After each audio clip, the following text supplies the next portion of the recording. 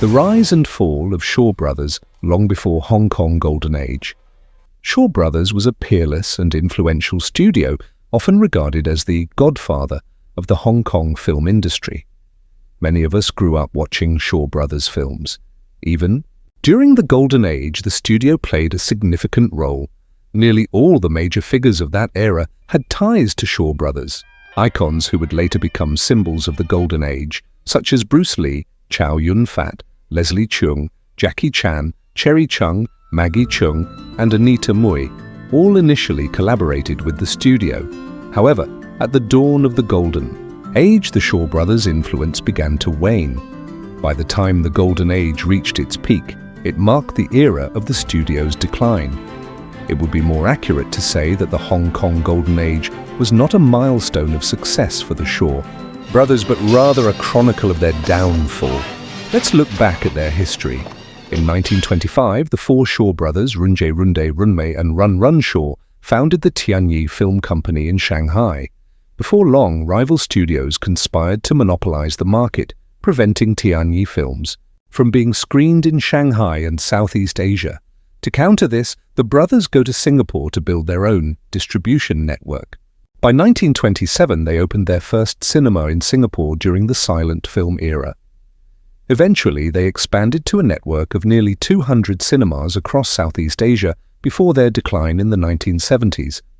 Tianyi Studio, the predecessor to Shaw Brothers, was the first to adapt Chinese legends like Madame White Snake and Mulan into films, stories that are still being remade today. They were one of the pioneers of martial arts, wuxia cinema, introduced China's one of first talkie sound film, and produced the first Cantonese-language Hong Kong film. Despite their Pan-Asian success, World War II devastated their operations. Post-war political instability further challenged both the brothers and the entire film industry. The entity known as Shaw Brothers, Hong Kong, was officially established in 1957 when the youngest brother, Run Run Shaw, moved to Hong Kong. By the mid-1960s, it had become the largest studio in the Chinese film world and the largest privately owned studio globally. In their early years, they focused on historical and opera dramas. In 1966, the legendary director King Hu directed Come Drink With Me for the studio. As the 1960s turned into the 70s, martial arts films exploded in popularity.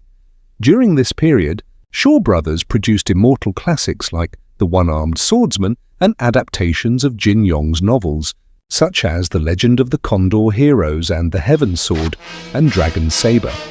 They also adapted Chinese classics like Dream of the Red Chamber, starring a young Brigitte Lin, The Water Margin, Journey to the West, and Romance of the Three Kingdoms. In 1970, after Raymond Chow left the Shaw Brothers to found Golden Harvest, the Shaw Brothers' influence began to dim. While Golden Harvest was revolutionizing the industry with Bruce Lee and modern kung fu films, Shaw Brothers remained focused on traditional wuxia films starring actors like Ti Lung and David Chiang. Unable to compete with Golden Harvest in the local market, the Shaw Brothers attempted to pivot in the 1980s by investing in international co-productions and foreign films. Notably, they were investors in the landmark sci-fi film Blade Runner. During this time, they experimented with westernized styles and scouted young directors for new wave films.